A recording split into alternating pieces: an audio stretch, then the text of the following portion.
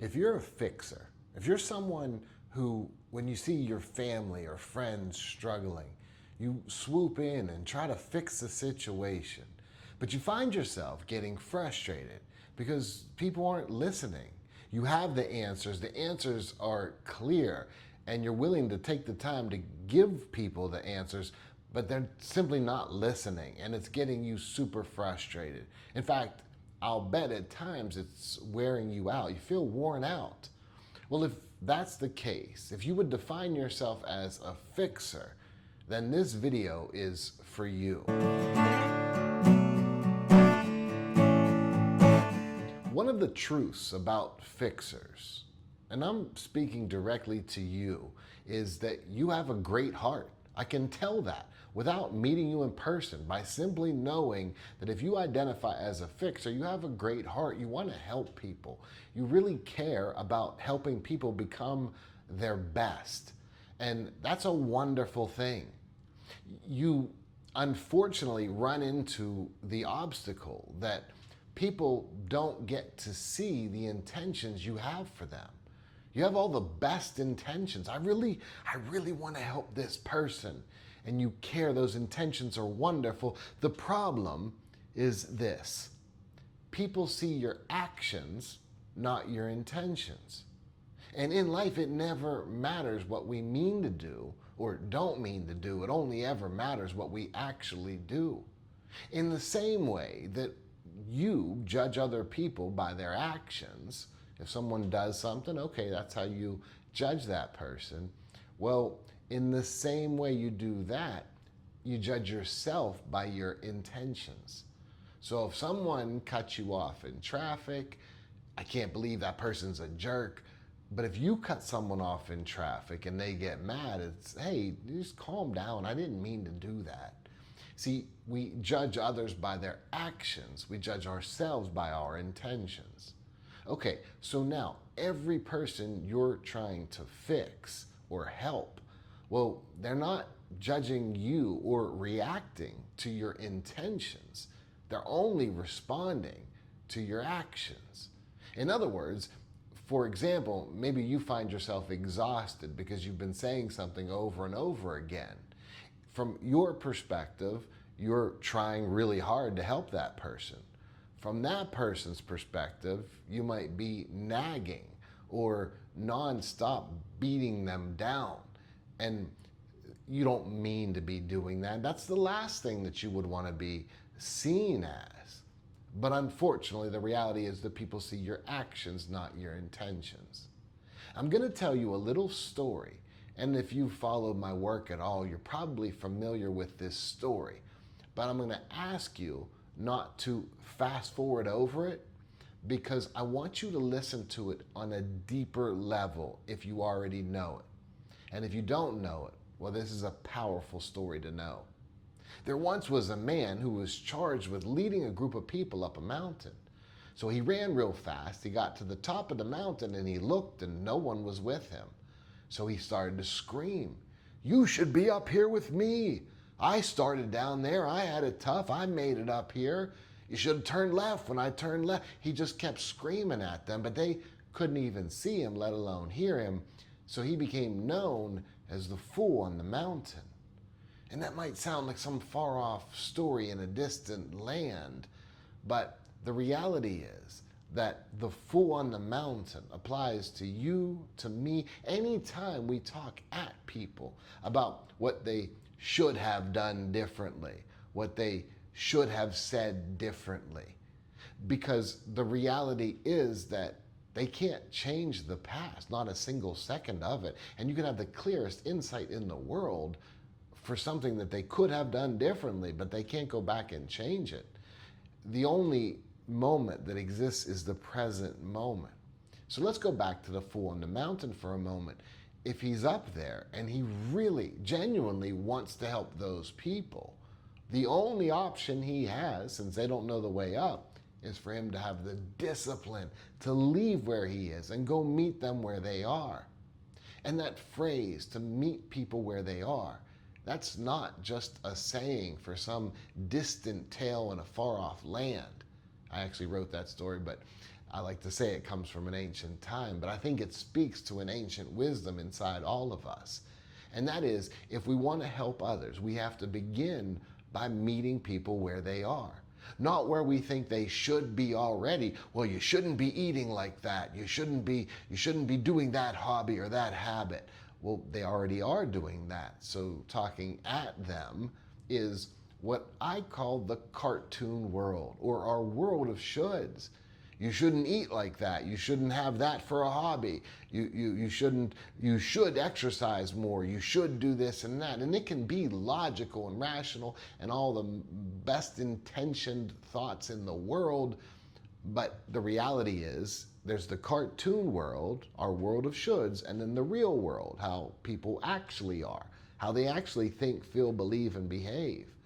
And as long as you align your own expectations with your cartoon world, well, you shouldn't have done that, you should have known better, you should have listened to me, you're going to be let down a lot. But here's a kicker. The world's not letting you down because the world is what it is. What's letting you down are your own expectations, or your own approach to demanding that this world should be in your world. And that's not true. And you can save yourself not only a lot of heartache by aligning your expectations with reality, but I promise you, you will actually impact people significantly more. You know the old saying, you can lead a horse to water, but you can't make him drink. But what you might not know is that you can put salt in his oats and make him pretty darn thirsty. In yield theory, we teach people how to put metaphorical oats. It's metaphorical, psychological oats. We want to help people be inspired to want to make changes. But if they make changes because we're demanding it, then that's an external motivation. What we do in yield theory is inspire people to want to be internally motivated to do whatever the changes are. You know, I've been doing therapy for 27 years, and I've met with thousands of people. And once there was a man who came to see me, and he was telling me about how frustrated he was that when he goes to see his parents, that they're getting older and they're not doing this and they're not doing that. And he just gets so frustrated all the time because he has the best of intentions. He wants them to be healthy. He wants them to be thriving. And so as he came in and he's telling me about this, I interrupted him and I said, my man, I got to stop you for a second. I can't believe that you wore that shirt on this day. And he was like, this shirt on this day? What's the matter with it? You don't know? Like, literally, to wear that color shirt on this day, it's hard for me to even listen with it. And he was like, I don't even know what you're talking about. What are you talking about? I can't believe you don't know that. And I want to keep moving in the session, but my man, you sat on the left side of the couch and there's no one else in here. Like, who does that? Like, you sat on the left side of the couch. How am I even, as two men? Tell me understand it. And he was like, what does that even mean? What are you talking about? What's that mean? I said, I don't feel like I have time to explain it to you. I just can't believe it. He was like, what are you talking about? What am I doing? What am I doing wrong? And I said, boom, how does that feel? Right now, how do you feel? He said, I feel like I don't know what the hell you're talking about. And I said, okay, so in the same way you have that feeling, A, you can relax about the shirt and what side of the couch you sat on, but B, the more important lesson is this.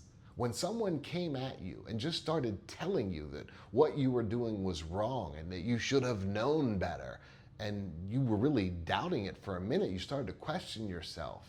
The way you squirmed about, sat up in the chair, seemed flushed. You didn't seem comfortable at all. He was like, I wasn't. I still don't, I'm trying to process what's happening right now. And I said, what I wanted you to do is feel what it might be like for your parents when you go over there and all you do is criticize them and point out what they should be doing differently.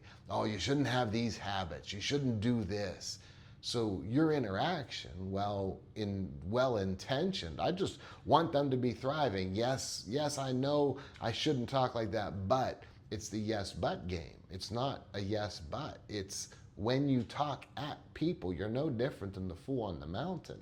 And when you demand that other people should be living the way you think they should be living, you're demanding that they be in your magical cartoon world.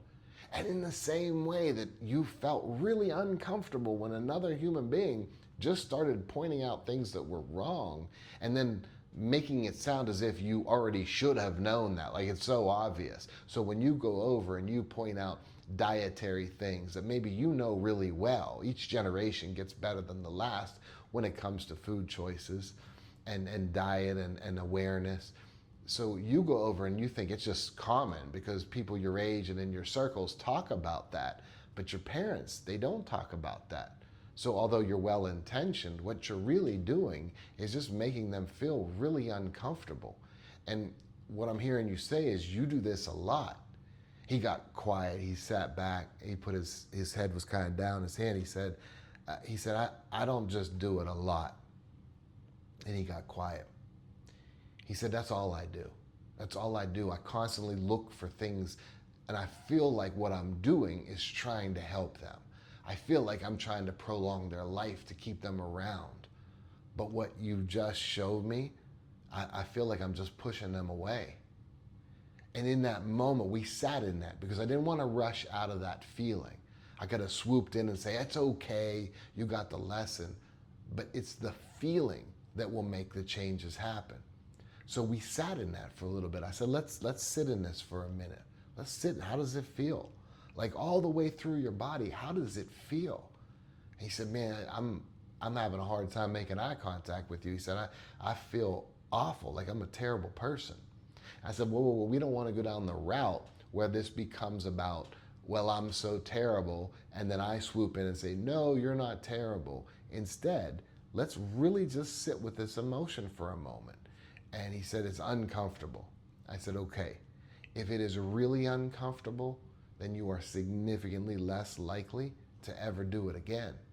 And what a gift if from this moment forward, you don't try to fix your parents and instead you talk to them, find out what they like. What do they like about what they're doing?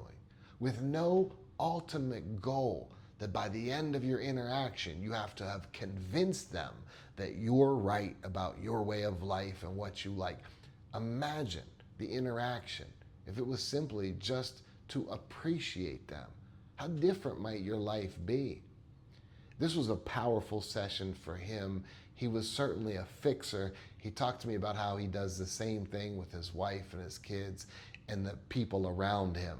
And it was tough. It was a tough personal growth moment for him for sure. But I share this story because he was courageous enough to stick with the emotion, the uncomfortable feeling of realizing how he was. And he didn't run from it. He sat in it and he learned from it and he changed. And I can promise you that I saw him only several more times since that. That was kind of the epitome of his personal growth. I guess I would say the zenith of his personal growth. And over the next month, as we wound down, he really got what he ultimately wanted. He stopped trying to fix people. And I remember it was about 2 months after he was done, he came back in. He said, I just came in to check in and talk to you. He said, actually, I just want to see how you're doing. And it was an amazing feeling. And I knew what he meant by that. Like he genuinely just wanted to have a conversation without trying to change anything. And it was really powerful to watch. For those of you who are fixers, who are trying so hard to get people around you to be different from how they are, even if you have the best intentions in the world, if you're talking at them, not with them, then you're no different in those moments than the fool on the mountain. My hope for you is that you can let go of needing people to be different. So here's what happens for many people. Some people are in the stage of growth where they watch this video and they go from one extreme to the other. So they say, so if I can't fix anybody, then screw it. I don't care about anything. I don't care about anybody. I'm never trying to help anybody again. That's okay. That's where they are. Other people see it and they say, this makes logical sense. I get it right here, but they're not really ready to make any changes yet. So they're likely to know this, and they'll have some conflict a couple times when they start telling people to be different, but eventually it'll just go back to the way they were. Other people will see it. They'll feel it, much like that man felt it in that session. And they're gonna sit with that. And if you're in that spot, I would say please consider sitting with that emotion. Now, once you sit with that emotion, ask yourself, how does it feel when you're trying to fix your friends, your family, when people aren't listening to you? And ask yourself why you need them to listen to you. After all, haven't you become the person you are because you made mistakes? And is it possible that people will change, but only when they can't take it anymore? When they decide, this way is not working for me? And is it possible that people have habits and hobbies and enjoyments of their life that are simply different from what you enjoy? And do you need them to only enjoy what you enjoy? It's as if you have a pair of glasses that work for you, so you want to run around and make everybody else wear your glasses. And as silly as that is, that's ultimately what happens if you get caught up in your cartoon world. Listen, what's the difference between me offering this video for fixers and me trying to fix you right now? Well, here's the difference. I'm offering this insight, but here's how it meets you where you are. You don't have to watch this video. You didn't have to sit through it to this point. You didn't have to click on it. So you were obviously in a stage of change where you were interested in it. You were obviously in a stage of readiness to keep watching once you saw what it was. And the difference is this. At the end of the day, I have no judgment for you. If you watch this video and learn from it, if it was the right time and it's helpful, or if you say, no, it's not helpful, and you just move on. Whatever you choose to do is 100% you. My job, my goal, my passion in life is to teach, to present information. And if it's helpful for you, wonderful. And if it's not, it's okay. It might not be the right time or place. You know, the word teacher comes from the Middle English, ta sen, which is a guidepost. And so what do we do with a guidepost? We don't walk up to the guidepost and say, okay, we're at the destination. No, we look to see which way it points, and we use it to help us point us in the direction we want to go. And that's really how I see this YouTube channel, is to point you in a direction. And if you want to go that way, wonderful. There's going this way and doing the same thing you've always done, or there's going this way and saying, you know what, I'm going to align my expectations with reality. I'm going to meet people where they are, and I'm not going to force them into my cartoon world and make them change. And for those of you who are saying, yeah, but this person's really going down a wrong path. Well, if you nag at someone, if you force them into your cartoon world, then here's what I want you to hear. Not only do they have the problem that they were struggling with before you interacted with them, but now they have the pressure of having to do whatever your solution is, or else you're going to add another problem to them.